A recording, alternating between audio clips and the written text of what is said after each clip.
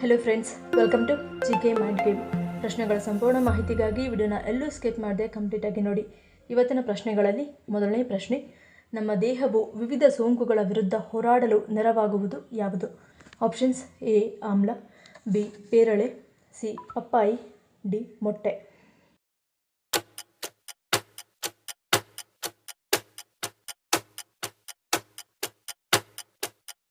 ಸರಿಯಾದ ಉತ್ತರ option A ಆಮ್ಲ. ನೆಲ್ಲಿಕಾಯಿಯಲ್ಲಿ ಸಾಕಷ್ಟು ಪೋಷಕಾಂಶಗಳಿವೆ. ನೆಲ್ಲಿಕಾಯಿಯಲ್ಲಿ ಕ್ರೋಮಿಯಂ ಸಮೃದ್ಧವಾಗಿದ್ದು ರಕ್ತದ ಸಕ್ಕರೆಯ ಮಟ್ಟ ನಿಯಂತ್ರಣ, ರೋಗನಿರೋಧಕ ಶಕ್ತಿ ಹೆಚ್ಚಳಕ್ಕೆ ಸಹಾಯವಾಗುತ್ತದೆ. ಬಲವಾದ ರೋಗನಿರೋಧಕ ಶಕ್ತಿಯನ್ನು ರೂಪಿಸಲು ನೆರವಾಗುವ ಆಹಾರಗಳಲ್ಲಿ ನೆಲ್ಲಿಕಾಯಿ ಕೂಡ ಪ್ರಮುಖವಾದದ್ದು. ಇದರಲ್ಲಿರುವ ಸಮೃದ್ಧ ವಿಟಮಿನ್ ಸಿ ಪ್ರತಿರಕ್ಷಣಾ ವ್ಯವಸ್ಥೆಯನ್ನು ಬಲಪಡಿಸುತ್ತದೆ. ನೆಲ್ಲಿಕಾಯಿಯ ನಿಯಮಿತ ಸೇವನೆ ದೇಹವು ವಿವಿಧ ಸೋಂಕುಗಳ ವಿರುದ್ಧ ಹೋರಾಡಲು ನೆರವಾಗುತ್ತದೆ. ಮತ್ತು ನೆಲ್ಲಿಕಾಯಿಯನ್ನು ಪೌಷ್ಟಿಕಾಂಶಗಳ ಶಕ್ತಿ ಕೇಂದ್ರ ಎಂದು ಹೇಳಲಾಗುತ್ತದೆ. ಭಾರತೀಯ ಔಷಧಿ ಪದ್ಧತಿಯಲ್ಲಿ ಸಹಸ್ರಾರು ವರ್ಷಗಳಿಂದ ನೆಲ್ಲಿಕಾಯಿಯನ್ನು ಬಳಸಲಾಗುತ್ತದೆ. ಜೀವಸತ್ವಗಳು, ಖನಿಜಗಳು, ಆಂಟಿ ಆಕ್ಸಿಡೆಂಟ್ಗಳಿಂದ ತುಂಬಿರುವ ಈ ಸಣ್ಣ ಹಣ್ಣು ಅಪಾರ ಆರೋಗ್ಯ ಪ್ರಯೋಜನಗಳನ್ನು ನೀಡುತ್ತದೆ.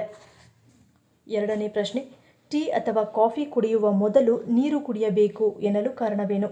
ಆಪ್ಷನ್ಸ್: ಎ ಬಿಸಿ ಇರುವುದರಿಂದ, ಬಿ ಅನ್ನನಾಳ ರಕ್ಷಣೆಗೆ, ಸಿ ಜೀರ್ಣಶಕ್ತಿ ಹೆಚ್ಚಳಕ್ಕೆ, ಡಿ ಗ್ಯಾಸ್ಟ್ರಿಕ್ ನಿಯಂತ್ರಣ.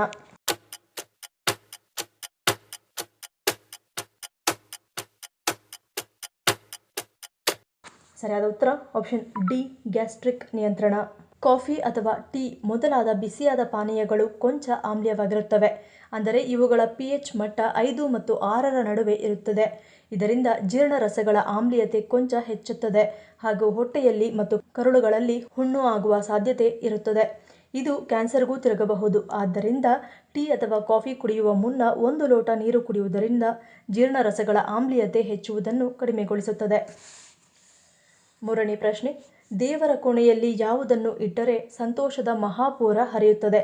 ಆಪ್ಷನ್ಸ್: ಎ ಪಚ್ಚ ಕರ್ಪೂರ, ಬಿ ದೇಸಿ ತುಪ್ಪ, ಸಿ ಅರಿಶಿಣ, ಡಿ ಕುಂಕುಮ.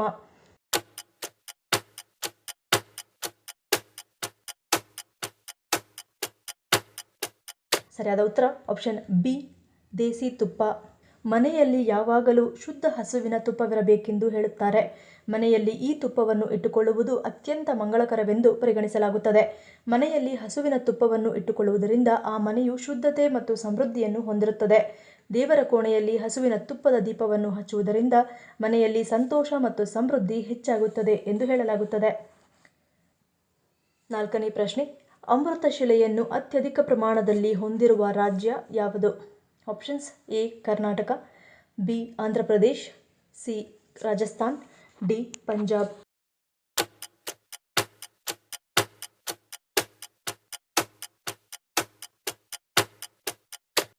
ಸರಿಯಾದ ಉತ್ತರ ಆಪ್ಷನ್ ಸಿ ರಾಜಸ್ಥಾನ್.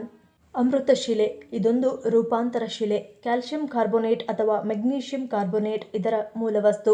ಶುದ್ಧ ಸುಣ್ಣಕಲ್ಲು ರೂಪಾಂತರಗೊಂಡು ಬಿಳಿಯ ಅಮೃತಶಿಲೆಯಾಗಿ ಮಾರ್ಪಾಡುತ್ತದೆ. ಅಶುದ್ಧ ಸುಣ್ಣಕಲ್ಲು ಮತ್ತು ಡಾಲೋಮೈಟ್ಗಳಿಂದ ಬಗೆ ಬಗೆಯ ಬಣ್ಣದ ಅಮೃತಶಿಲೆಗಳಾಗುತ್ತವೆ.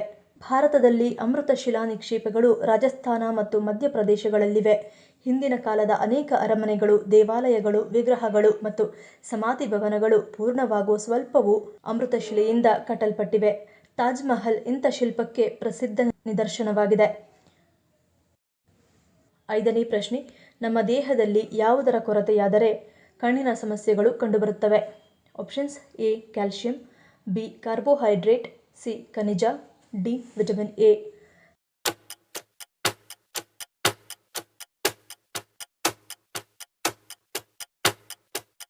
ಸರಿಯಾದ ಉತ್ತರ ಆಪ್ಷನ್ ಡಿ ವಿಟಮಿನ್ ಎ. ನಿಮ್ಮ ಕಣ್ಣುಗಳ ಬಿಳಿಯ ಬಣ್ಣದಲ್ಲಿ ಯಾವುದೇ ಬದಲಾವಣೆ ಕಂಡುಬಂದರೆ, ನಿಮ್ಮ ದೃಷ್ಟಿ ಕಡಿಮೆ ಅಥವಾ ಮಸುಕಾಗಿದ್ದರೆ ಇದು ನಿಮ್ಮ ದೇಹದಲ್ಲಿ ವಿಟಮಿನ್ ಎ ಕೊರತೆಯ ಸಂಕೇತವಾಗಿದೆ. ಇದಕ್ಕಾಗಿ ಹಸಿರು ಎಲೆಗಳ ತರಕಾರಿಗಳು, ಪಪ್ಪಾಯಿ ಮತ್ತು ಸಿಹಿ ಆಲೂಗಡ್ಡೆಗಳನ್ನು ತಿನ್ನಲು ಪ್ರಾರಂಭಿಸುವುದು ಉತ್ತಮ. ಆರನೇ ಪ್ರಶ್ನೆ, ಸೇಬನ್ನು ಹೆಚ್ಚಾಗಿ ತಿನ್ನುವುದರಿಂದ ಯಾವ ಸಮಸ್ಯೆಗಳು ಎದುರಾಗುತ್ತವೆ? ಆಪ್ಷನ್ಸ್: ಎ ಗ್ಯಾಸ್ಟ್ರಿಕ್, ಬಿ ತೂಕ ಹೆಚ್ಚಳ, ಸಿ ಸ್ನಾಯು ಸೆಳೆತ, ಡಿ ಅತಿಸಾರ.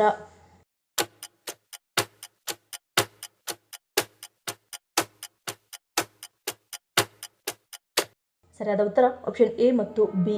ಹೆಚ್ಚು ಸೇಬುಗಳನ್ನು ತಿನ್ನುವುದು ನಿಮ್ಮ ಜೀರ್ಣಕ್ರಿಯೆಯನ್ನು ಹಾಳು ಮಾಡುತ್ತದೆ. ಇದರಲ್ಲಿ ಫೈಬರ್ ಹೇರಳವಾಗಿ ಕಂಡುಬರುವುದರಿಂದ ಅತಿಯಾಗಿ ತಿನ್ನುವುದರಿಂದ ನೀವು ಗ್ಯಾಸ್ನಿಂದ ಬಳಲಬಹುದು. ಇದರಿಂದಾಗಿ ಹೊಟ್ಟೆ ನೋವು ಮತ್ತು ಸೆಳೆತದಂತಹ ಸಮಸ್ಯೆಗಳನ್ನು ಎದುರಿಸಬೇಕಾಗುತ್ತದೆ. ಮತ್ತು ಸೇಬನ್ನು ಹೆಚ್ಚು ತಿನ್ನುವುದರಿಂದ ನಿಮ್ಮ ತೂಕ ಹೆಚ್ಚಾಗುತ್ತದೆ. ಇದರಲ್ಲಿ ಕಾರ್ಬೋಹೈಡ್ರೇಟ್ಗಳು ಮತ್ತು ಫೈಬರ್ ಅಂಶ ಹೆಚ್ಚಾಗಿದ್ದು ದೇಹದಲ್ಲಿ ಕೊಬ್ಬಿನ ಪ್ರಮಾಣವನ್ನು ಹೆಚ್ಚಾಗಿಸುತ್ತವೆ. ಇದು ತೂಕ ಹೆಚ್ಚಳಕ್ಕೆ ಕಾರಣವಾಗುತ್ತದೆ.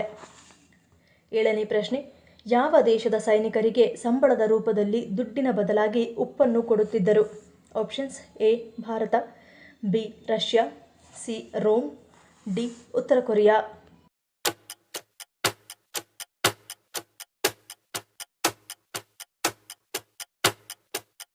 ಸರಿಯಾದ ಉತ್ತರ ಆಪ್ಷನ್ ಸಿ ರೋಮ್.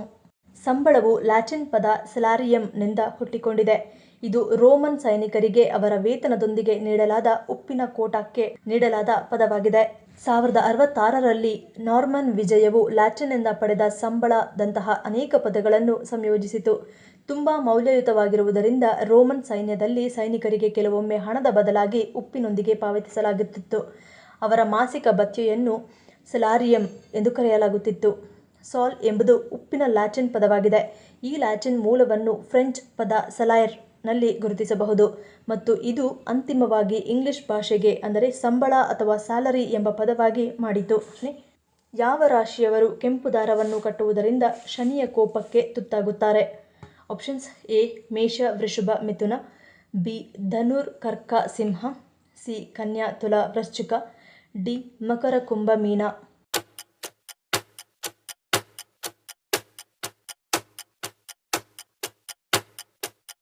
ಸರಿಯಾದ ಉತ್ತರ ಆಪ್ಷನ್ ಡಿ ಮಕರ, ಕುಂಭ, ಮೀನ. ಸಾಮಾನ್ಯವಾಗಿ ಕೈಗಳಿಗೆ ಕೆಂಪು ಅಥವಾ ಕಪ್ಪು ದಾರವನ್ನು ಕಟ್ಟುತ್ತೇವೆ. ಇದು ಕೆಲವೊಮ್ಮೆ ದೃಷ್ಟಿ ನಿವಾರಣೆಗಾದರೆ ಇನ್ನು ಕೆಲವೊಮ್ಮೆ ಅದೃಷ್ಟ ತರುವ ಸಂಕೇತವಾಗಿ ಬಳಕೆಯಾಗುತ್ತದೆ. ಈ ಕೆಂಪು ಬಣ್ಣ ದಾರವನ್ನು ಹತ್ತಿಯಿಂದ ತಯಾರಿಸಲಾಗುತ್ತದೆ. ಧಾರ್ಮಿಕ ನಂಬಿಕೆಗಳ ಪ್ರಕಾರ ಕೆಂಪು ಬಣ್ಣದ ದಾರ ಮಂಗಳಕರ. ಆದರೆ ಕೆಲ ರಾಶಿಯವರಿಗೆ ಈ ಬಣ್ಣದ ದಾರ ಹಿಡಿಸುವುದಿಲ್ಲ. ಹೀಗಿರುವಾಗ ಕೆಂಪು ಬಣ್ಣದ ದಾರ ಧರಿಸುವುದರಿಂದ ಅವರಿಗೆ ಶುಭಕ್ಕಿಂತ ಅಶುಭವೇ ಹೆಚ್ಚಾಗಿರುತ್ತದೆ. ಇನ್ನು ಜ್ಯೋತಿಷ್ಯ ಶಾಸ್ತ್ರದ ಪ್ರಕಾರ ಶನಿದೇವನು ಮಕರ ಮತ್ತು ಕುಂಭ ರಾಶಿಯ ಅಧಿಪತಿ. ಶನಿದೇವನಿಗೆ ಕೆಂಪು ಬಣ್ಣ ಇಷ್ಟವಿರುವುದಿಲ್ಲ. ಶನಿವಾರದಂದು ಶನಿದೇವರಿಗೆ ಕಪ್ಪು ಎಳ್ಳನ್ನು ದಾನ ಮಾಡುವುದು ಇದೇ ಕಾರಣಕ್ಕಾಗಿ.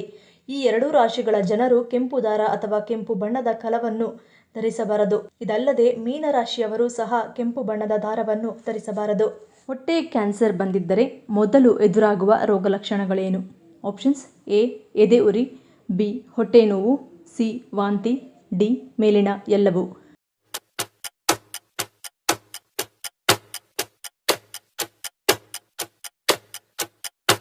ಸರಿಯಾದ ಉತ್ತರ ಆಪ್ಷನ್ ಡಿ ಮೇಲಿನ ಎಲ್ಲವೂ. ಹೊಟ್ಟೆ ಕ್ಯಾನ್ಸರ್ ಬಂದಿದ್ದರೆ ಹೊಟ್ಟೆಯಲ್ಲಿ ಮೊದಲು ಅಲ್ಸರ್ ಉಂಟಾಗಿ ಅದು ನಂತರ ಕ್ಯಾನ್ಸರ್ ಆಗಿ ತಿರುಗಿಕೊಳ್ಳುತ್ತದೆ. ಹೊಟ್ಟೆ ಕ್ಯಾನ್ಸರ್ ಬಂದಿದ್ದರೆ ಮೊದಲು ಎದುರಾಗುವ ರೋಗ ಲಕ್ಷಣಗಳು ಎಂದರೆ ಎದೆ ಉರಿ, ಹೊಟ್ಟೆ ಉಬ್ಬರ, ಮೇಲಿನ ಹೊಟ್ಟೆಯಲ್ಲಿ ನೋವು ಕಾಣಿಸುವುದು, ವಾಕರಿಕೆ ಮತ್ತು ವಾಂತಿ ಬಂದ ಅನುಭವ ಉಂಟಾಗುವುದು ಹೊಟ್ಟೆ ಕ್ಯಾನ್ಸರ್ನ ಲಕ್ಷಣಗಳಾಗಿರುತ್ತವೆ.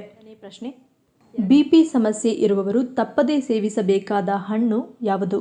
ಆಪ್ಷನ್ಸ್: ಎ ಸೇಬು, ಬಿ ಪೇರಳೆ, ಸಿ ದಾಳಿಂಬೆ, ಡಿ ಕಿತ್ತಳೆ.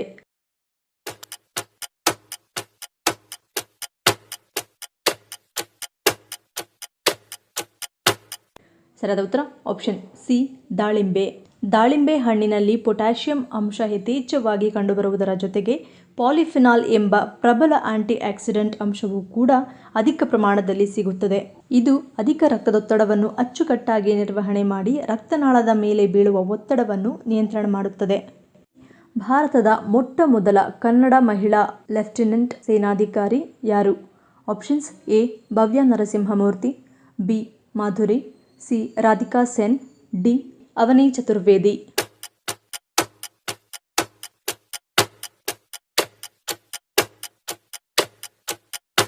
ಸರಿಯಾದ ಉತ್ತರ ಆಪ್ಷನ್ ಎ ಭವ್ಯ ನರಸಿಂಹಮೂರ್ತಿ. ದಕ್ಷಿಣ ಭಾರತದ ಮೊಟ್ಟ ಮೊದಲ ಮಹಿಳಾ ಲೆಫ್ಟಿನೆಂಟ್ ಸೇನಾಧಿಕಾರಿಯಾಗಿ ನಮ್ಮ ಹೆಮ್ಮೆಯ ಕನ್ನಡತಿ ಭವ್ಯ ನರಸಿಂಹಮೂರ್ತಿ ಅವರು ಆಯ್ಕೆಯಾಗಿದ್ದಾರೆ. ಪ್ರಶ್ನೆಗಳಲ್ಲಿ ನೀವು ಎಷ್ಟು ಪ್ರಶ್ನೆಗಳಿಗೆ ಸರಿ ಉತ್ತರವನ್ನು ಕೊಟ್ಟಿರಿ ಅನ್ನೋದನ್ನು ಕಮೆಂಟ್ ಮಾಡಿ ತಿಳಿಸಿ. ಈ ವಿಡಿಯೋ ನಿಮಗೆ ಇಷ್ಟ ಆಗಿದ್ರೆ ಮರಿದೇ ಲೈಕ್ ಮಾಡಿ, ಶೇರ್ ಮಾಡಿ, ಸಬ್ಸ್ಕ್ರೈಬ್ ಮಾಡಿ. ನನ್ನ ಚಾನಲ್ನ ಇನ್ನೂ ಸಬ್ಸ್ಕ್ರೈಬ್ ಮಾಡಿ, ಹಾಗೆ ವಿಡಿಯೋಸ್ ನೋಡ್ತಿದ್ರೆ ಪ್ಲೀಸ್ ಸಬ್ಸ್ಕ್ರೈಬ್ ಮಾಡಿ, ಸಪೋರ್ಟ್ ಮಾಡಿ. ಮತ್ತೊಂದು ಇಂಟ್ರೆಸ್ಟಿಂಗ್ ವಿಡಿಯೋದೊಂದಿಗೆ ಸಿಗ್ತೀನಿ. Until love you all, take care.